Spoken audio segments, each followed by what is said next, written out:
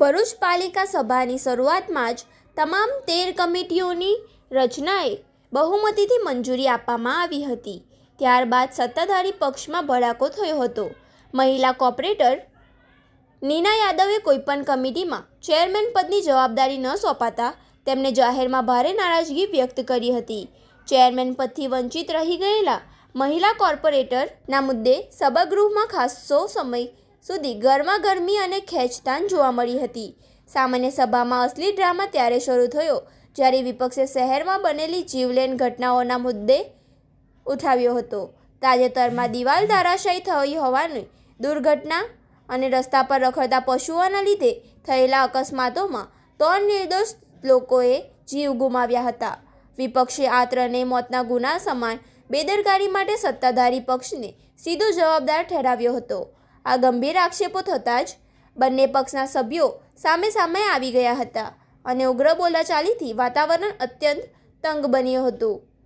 વિવાદ વકરાતા વિપક્ષે એજન્ડાનો કાગળ ફાડીને વિરોધ પ્રદર્શન કર્યું હતું। ભારે હોબાળા અને વિરોધ વચ્ચે બહુમતીના જોડે પાલિકાની 13 મહત્વની સમિતિના ચેરમેનોની સત્તાવાર જાહેરાત કરવામાં આવી હતી। કારોબારી સમિતિ પ્રજ્ઞેશ પટેલ, વોટર વર્ક્સ અને ગટર સમિતિ Hemendra Prajapati, public works committee Arpan Joshi, finance and taxes committee Chirag Bhatt, કાયદા સમિતિ કાજોલ વસાવા, ફાયર અને motor garage committee Chetan Rana, સમાજ કલ્યાણ committee Vijay Makwana, establishment committee Daksha Vasava, light committee Bhavin Patel, sanitary committee Jignesh Patel, shops and establishment committee Vishruti Dudhwala, medical committee Bhavin Mistry, બાગ બગીચા કમિટી હેમાંગીની મિસ્ત્રીની વરણી કરાઈ હતી। ભરૂચની જનતાએ જેમને વિકાસ કામો માટે ચૂંટ્યા છે તે લોકપ્રતિનિધિઓ પ્રથમ સભામાં જ બાખડ્યા હતા। રસ્તા પરના મોતના કૂવા સમાન ખાડા અને રખડતા ઢોર અને તૂટતી દિવાલોના ગંભીર મુદ્દાઓ પર કોઈ નક્કર એક્શન પ્લાન બનાવવાના બદલે પ્રથમ સભામાં માત્ર પદની લડાઈ અને કાગળો ફાડવાના રાજકીય તમાશામાં હોમાઈ ગઈ છે। 17/7/2026 રોજ નગરપાલિકાની સામાન્ય સભા મળી હતી। એ સભામાં વિવિધ ચેરમેનોની વરણી કરવામાં આવી છે। દરેક ચેરમેનોને હું અભિનંદન પાઠવું છું। દરેક ચેરમેનશ્રીઓની વરણી થવા બદલ ભરૂચની કામગીરીમાં વેગ મળશે અને સભામાં અમુક મુદ્દાઓ જે હતા તે મુદ્દાઓને બહાલી આપવામાં આવી છે અને મુદ્દાઓને આધારે જે ચર્ચા કરવામાં આવી હતી તે મુદ્દા બહારની ચર્ચા હતી। તે નગરપાલિકાનો જે વહીવટ છે પારદર્શક હોવો જરૂરી છે અને નગરપાલિકાના આ પારદર્શક વહીવટને કારણે વિપક્ષના મિત્રો દ્વારા ખોટી પ્રસિદ્ધિ મેળવવા માટે આ ખોટા મુદ્દા ઉઠાવવામાં આવ્યા હતા। તે અમે સર્વાનુમતે સભામાં મુદ્દાઓ મંજૂર કરેલા છે। Thank you. ના, નગરસેવકોમાં કોઈ જાતની નારાજગી નથી। એક ભારતીય જનતા પાર્ટીનો એક પરિવાર જ છે એટલે એમાં નારાજગી ના હોય। એ લોકોને જે વાતચીત થઈ અને તે પછી એ લોકોને વાળી લેવામાં આવ્યા છે। નવા ટર્મની પ્રથમ સામાન્ય સભાના અંદર વિપક્ષના સભ્યો દ્વારા ભરૂચના જે પ્રાણ પ્રશ્નો છે, ખાસ કરીને હમણાં હાલના અંદર જે રીતે દેખાઈ રહ્યું છે કે ભરૂચના અંદર રખડતા ઢોરનો પ્રશ્ન ખૂબ જ પેચીતો બન્યો છે। એની સાથે સાથે કૂતરાઓ કરડવાના બનાવો પણ વધી રહ્યા છે। એ તમામ મુદ્દે વિપક્ષે ચર્ચા કરી। અમારા વિપક્ષના સભ્યોએ જે વાર્ષિક હિસાબ હોય, જ્યારે આજની સભામાં વાર્ષિક હિસાબ મંજૂર થતો હોય તો સ્વાભાવિક છે કે વાર્ષિક હિસાબ મંજૂર કરતા પહેલા એના મહત્વના મુદ્દાના ઉપર ચર્ચા કરવામાં આવે। જે ચર્ચા કરી, પરંતુ હંમેશા ભાગેડુ જે પાર્ટી છે ભાજપ, ભાગેડુ પાર્ટી હંમેશા છે। આજે પણ એ પાર્ટીએ પોતાનું કહી શકાય જે ભાગેડુ હતું એ જાહેર કરેલું છે। એટલે આજે ફરીથી ચર્ચામાંથી જ ભારતીય જનતા પાર્ટીના શાસક પક્ષો જે 35 વર્ષથી આ ખુરશી પર બેઠેલા છે એના પરથી ફરીથી ભાગી ગયા। કોઈ સવાલનો જવાબ ન આપી શક્યા। આજે જે શહેરના અંદર દિવાલ પરવારથી 2 યુવાનોના મૃત્યુ થયા, રખડતા ઢોરના અંદર કહી શકાય કે અકસ્માત થતા એક આશાસ્પદ યુવાનનું મોત થયું। એની સાથે સાથે બાળકોને જે કૂતરા કરડવાના બનાવ બન્યા, એ બધા સવાલો ખૂબ ગંભીર હતા, જે શહેરના હિતમાં હતા। આ સવાલોના ઉપર જ્યારે અમે અમારા પ્રશ્ન પૂછેલા છે ત્યારે જવાબ આપવા પણ હાજર નથી રહ્યા. સાથે સાથે બોર્ડના અંદર ઘણા બધા અગત્યના કામો હતા. હું શહેરની પ્રજાને કહેવા માંગુ છું, આ બોર્ડની સામાન્ય સભા 3 મહિને એકવાર મળતી હોય છે.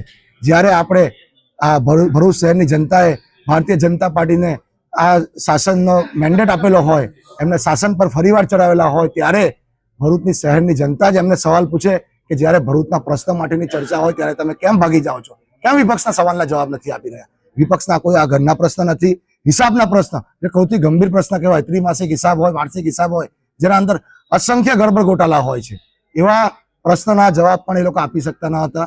આજે ફરીવાર ભાગેડુ જનતા પાર્ટી અહીંથી ભાગી છૂટી છે. અમે આવનારા દિવસોના અંદર આ મુદ્દે પ્રાદેશિક કમિશનરમાં પણ જઈશું, ત્યાં પણ રજૂઆત કરીશું. નગરપાલિકાની પ્રથમ સામાન્ય સભા હતી તો અમે રજૂઆત કરી કે ભાઈ અમારા વોર્ડ નંબર 8ના 3 લોકો અકાળે મૃત્યુ થયા છે. એમાં 2 લોકો બાપ દીકરા કે જે દિવાલ પડતા, જે જૂની 80 વર્ષ 100 વર્ષ જૂની દિવાલ હતી, વસંત મિલની દિવાલ હતી, એની અંદર મૃત્યુ પામ્યા. બીજો એક આશાસ્પદ દીકરો અમારા સરસ્વતીની ચાલની અંદર અમારા એસસી સમાજનો હતો, એ ગધેડા ને અથડાતા એ દીકરાનું મૃત્યુ થયું. અમે લોકોએ કે ભાઈ 2 મિનિટનું આ લોકોના મૃત્યુનો મલાજો રાખીને લોકોનું મૌન પાડો. અમે અમારા સાથી બેન દીનાબેન આ બધાની રજૂઆતથી અમે રજૂઆત કરી તો નગરપાલિકાના અમારા જ વોર્ડના સભ્ય ધનજીભાઈએ વિરોધ કર્યો અમારો કે ભાઈ આ એજન્ડામાં નથી, પણ મોતનો મલાજો રાખવાનો હોય, બીજું એમના નામ આપો. એટલે ભાઈ મૃત્યુ જે 8 નંબરના વોર્ડનું થયું છે એની અંદર નામ થોડા લખાવાના હોય? મોતની અંદર તમે નામ લખાવશો? નામ લખાવવા માટે તો તમે એમના ઘેર જાઓ. નગરપાલિકાના ચોપડે ઓલરેડી મરણના દાખલા નીકળી ચૂકેલા છે, પછી નામ લખાવવા શા માટે આગળ રાખો છો? ફક્ત ને ફક્ત તમારે એટલું નક્કી કરવાનું હોય કે આપણા વોર્ડના એક્સપાયર થયા છે, એવી લાગણી દર્શાવવાની જગ્યાએ ધનજીભાઈ અમારો વિરોધ ના કરવો જોઈએ.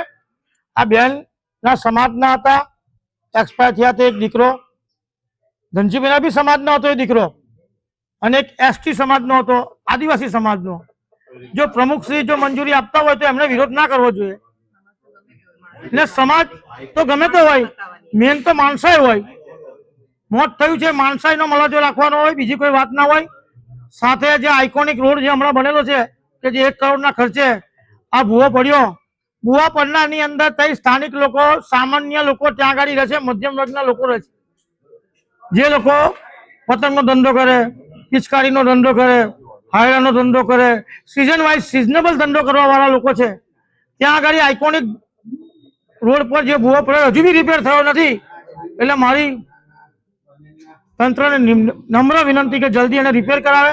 આવનારા દિવસોમાં તહેવાર આવે છે, શ્રાવણ મહિનો આવે છે, અને એ ભૂવો ભ્રષ્ટાચારી ભૂવો છે. આટલું મોટું કામ હતું ને એની અંદર કયા લોકોની રોજગારી, લોકોના વાહન અવર જવર સવારી તકલીફથી માંડી ને સવારે જે નોકરી પર જતા હોય એ બેરિકેડની અંદર અથડાશે તો જવાબદારી કોની? એવી તંત્ર જલ્દી રિપેર કરાવે એવી મારી વિનંતી.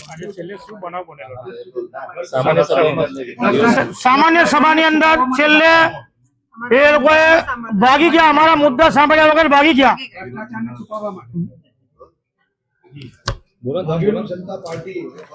છેલ્લે ભ્રષ્ટાચારને તમે બોલતો છેલ્લે ભ્રષ્ટાચારને છુપાવવા માટે ભાગી ગયા. અમે અમને નમ્ર વિનંતી કરી કે આ પ્રજાના પ્રશ્ન છે ભાઈ, પ્રજાના પૈસાનો હિસાબ છે, લોકોના પૈસાનો હિસાબ છે, ટેક્સેબલ લોકોના હિસાબ છે. જે લોકો નળ વેરો, ગટર વેરો, લાઇટ વેરો, સફાઈ વેરો, વ્યવસાય વેરો જે ભરે છે એ પૈસા આપણે કઈ વાપરેલા છે એ અમે હિસાબ તંત્ર પાસે નતો માંગ્યો, અમે માંગેલો ફક્ત ને ફક્ત ચીફ ઓફિસર પાસે. તો ચીફ ઓફિસરનું ઉપરાળું લઈ અને એ લોકોએ સભા દરખાસ્ત કરી અને સભા પૂરી કરીને જતા રહ્યા. આની સામે અમે 258 ની અંદર જે આગળના જે અધિકારી છે એસએમસી ની અંદર જઈશું અને બનશે. આની અંદર કોર્ટમાં છેક સુધી લડીશું કે પ્રજાનો પરસેવાનો પૈસો છે, નથી કોઈ કંપનીનો પૈસો.